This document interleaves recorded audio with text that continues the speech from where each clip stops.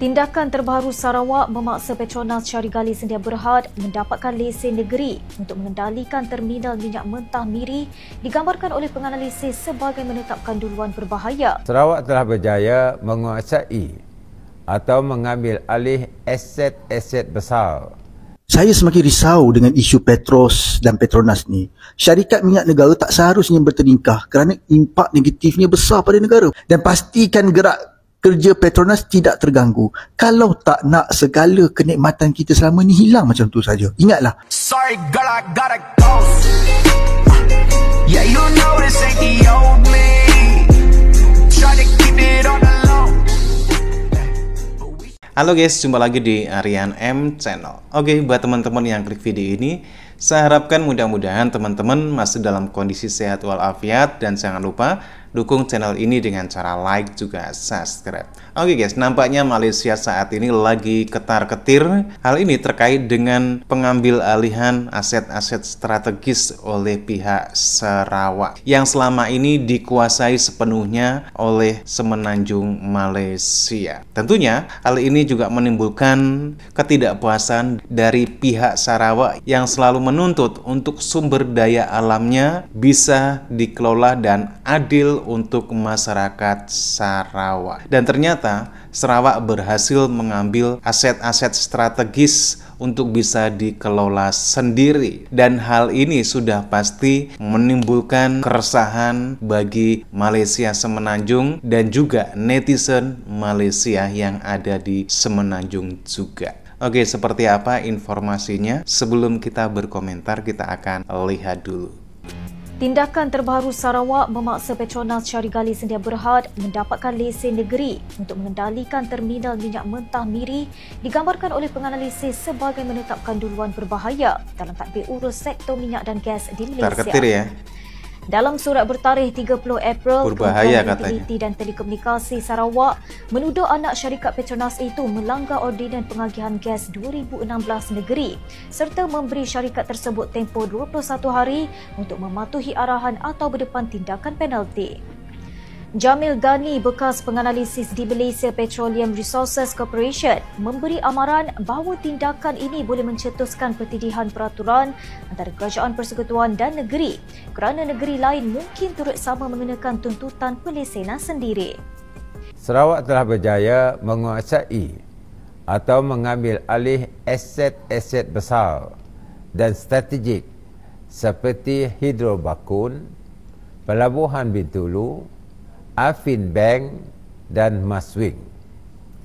Kerajaan GPS juga akan membangunkan dua aset strategik, iaitu Pelabuhan Laut Dalam dan Lapangan Antarabangsa Baharu di Tanjung Embang, Kuching, dengan pelaburan kira-kira RM100 bilion. Model perniagaan Maswing atau sekarang dinamakan Air Borneo tidak hanya berteraskan keuntungan tetapi sebagai satu pembangunan infrastruktur disebabkan Sarawak yang terletak di sebuah pulau dan amat memerlukan keterhubungan udara dengan kawasan-kawasan lain di rantau ini. Saya yakin pembangunan kesemua aset ini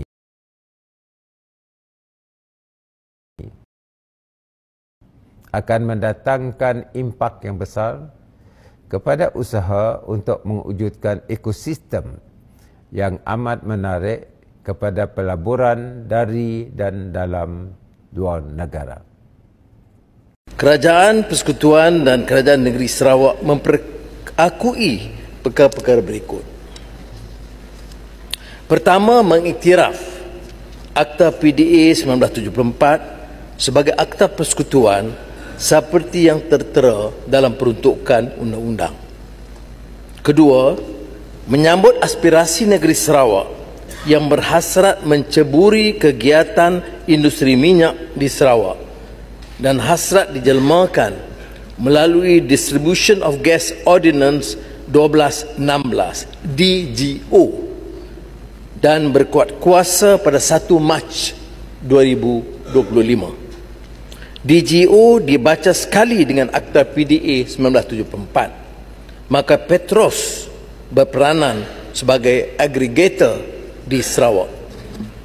Ketiga, peranan tersebut tetap mengesahkan kelulusan sebelumnya kepada Petronas dan anak-anak syarikat Petronas. Ini bermakna Petronas akan mengekalkan semua perjanjian, contractual obligations domestik dan antarabangsa yang sedia ada. Petros di bawah DGO dijamin memperoleh gas asli sehingga 1.2 bilion kaki padu sehari untuk keperluan domestik Sarawak dengan jaminan penambahan berdasarkan keperluan berikutnya. Petros juga berwewenang meluaskan kegiatan yang baru dan memanfaatkan kerjasama dengan Petronas. Petronas dan Petros akan bergerak sederap sebagai rakan bagi menjamin kepentingan dan hasil negara serta kepentingan negeri Sarawak. Segala rundingan terperinci berikutnya akan mengekalkan manfaat dan kepentingan bersama mengikut prinsip-prinsip komersial secara telus. Saya semakin risau dengan isu Petros dan Petronas ni. Syarikat minyak negara tak seharusnya bertingkah kerana impak negatifnya besar pada negara. Pertama, korang kena tahulah yang Petronas cari gali ni beroperasi di bawah Akta Pembangunan Petroleum 1974, Undang-Undang Persekutuan. Dan kalau anda baca laporan berita yang saya lampirkan ni, penganalisis dah beri amaran. Kalau setiap negeri buat undang-undang sendiri, pelabur boleh hilang keyakinan sekaligus menyebabkan ekonomi negara kita ni boleh terganggu. Ini sangat bahaya tau. Dalam kes ni, Petronas akui notis Sarawak, tetapi mereka nafi beroperasi secara haram. Bahkan Petronas sedang berbincang secara profesional dengan kerajaan Sarawak. Kalau kita perhatikan, Menteri Undang-Undang Azalina pun dah sahkan kuasa sah Petronas. Sementara Premier Sarawak Abang Joni pula mahu kawal selia negeri. Kedua-duanya kita nampak sedang cari jalan penyelesaian. Isu ni penting tau, sebab ia membabitkan masa depan kita. Kestabilan Petronas sangat penting kerana kita pun tahu yang Petronas ini telah banyak menyokong kelangsungan pendidikan, pekerjaan dan ekonomi kita. Jadi kita wajib pertahankan Petronas dan pastikan gerak kerja Petronas tidak terganggu. Kalau tak nak segala kenikmatan kita selama ni hilang macam tu saja. Ingatlah, apa sahaja isu yang berbangkit, selesaikan dengan fakta, bukan dengan sentimen. Ini semua demi kestabilan negara. Dekat social media sekarang ni memang kecoh lah pasal deal antara Petros dan juga Petronas ni. Apatah lagi perkara ni akan dikaitkan dengan right sizing yang bakal dilakukan oleh Petronas. Akan tetapi, kalau korang perasan, berkaitan dengan deal Petronas dengan Petros ni, baru-baru ni PMX ada bagi satu statement yang sangat-sangat penting guys. Okey, perhatikan apa yang dia cakap ni. Petronas to keep existing contracts after Petros takes over Sarawak gas distribution. Tapi sebelum kita pergi kepada berita ni, saya nak explain dengan korang sikit lah apa maksud aggregated gas tunggal dekat Sarawak. Aggregated gas tunggal ni, dia dalam bahasa mudah bermaksud kesemua gas-gas yang dieksplor dekat Sarawak ni akan diberikan kepada Petros. So maksudnya diorang kena jual kepada Petros. And then hanya Petros sahaja yang boleh buat kerja-kerja pengagihan. So maksudnya kalau kita faham dekat sini, Petros selepas ni akan memainkan peranan sebagai monopoly of natural gas distribution. Sebab dekat Sarawak ni ada beberapa syarikat selain daripada Petronas yang paling dominan ni, diorang juga ada Shell, ada Mubadala, JX Nippon dan juga Sapura. Bila Petros menjadi aggregator tunggal dekat Sarawak ni, maksudnya diorang ada kuasa untuk menentukan gas price tu dekat level berapa, betul tak? Tapi dengan adanya Petros, diorang akan mendapat lebih banyak hasil lah, secara logiknya macam gitu kan.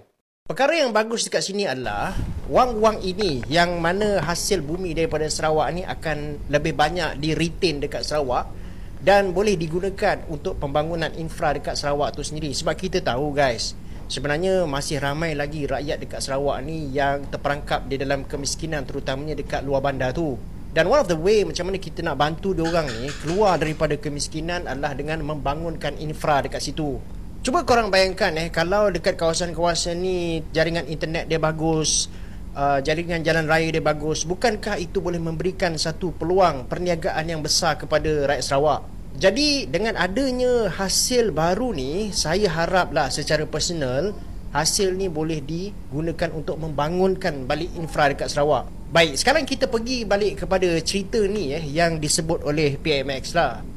Jadi walaupun selepas 1 Mac ni Petros akan ambil peranan sebagai aggregator tunggal dekat Sarawak untuk natural gas, ada satu isu dekat sini sebab Petronas ada ongoing contracts dengan dia punya klien, betul tak? Sebab pelanggan-pelanggan Petronas sebelum ni, dia orang ikat perjanjian dengan Petronas, dia orang ada kontrak dengan Petronas. Jadi macam mana nak settlekan benda ni? So that's why menurut PMX selepas ni, meskipun Petros menjadi aggregator gas tunggal dekat Sarawak ni, Petronas masih lagi boleh menjalankan kerja-kerja dia meskipun kerja-kerja itu terlibat untuk aktiviti pengagihan distribution of natural gas daripada Sarawak ni. Sementara itu pula, Petros akan terima 1.2 bilion gas asli setiap hari untuk kegunaan domestik dekat Sarawak bermula daripada 1 Mac.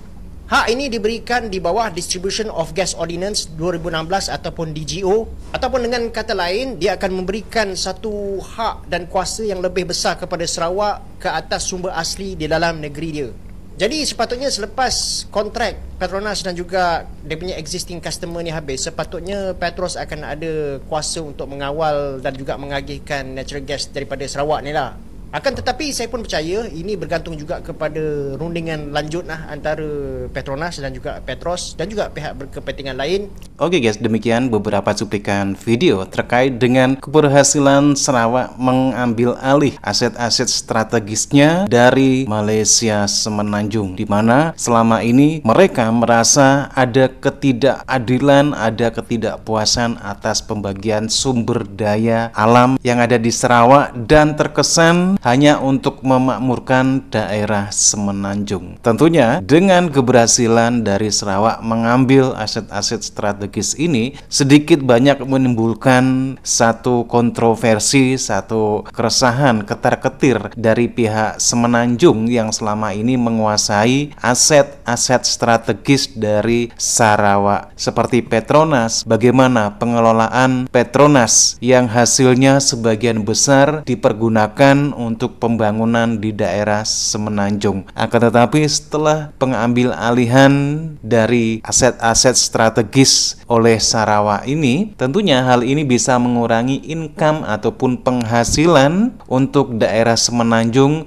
dari sumber daya alam yang ada di Sarawak. Dan sepertinya ada kekhawatiran ataupun keresahan dari warga Malaysia. Dan ternyata terkait dengan pengambilan aset-aset strategis milik Sarawak dari pengelolaan sepenuhnya oleh Malaysia Semenanjung, ini menimbulkan satu keresahan bagi warga masyarakat Malaysia yang mungkin selama ini selalu dimanjakan dengan hasil sumber daya alam yang melimpah yang didatangkan dari Sarawak. Sepertinya mereka takut atas pengambilan aset-aset strategis oleh Sarawak ini. Oke guys, demikian nampaknya Malaysia dan juga warga Malaysia sebagian ketar-ketir dengan pengambil alihan aset-aset strategis oleh pihak Sarawak yang disebabkan karena ketidakpuasan ataupun rasa ketidakadilan yang dirasakan oleh masyarakat Sarawak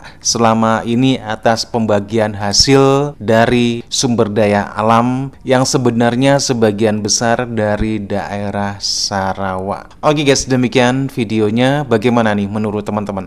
Silahkan teman-teman bisa berkomentar dan jangan lupa dukung channel ini dengan cara like juga subscribe. Terima kasih dan wassalamualaikum warahmatullahi wabarakatuh.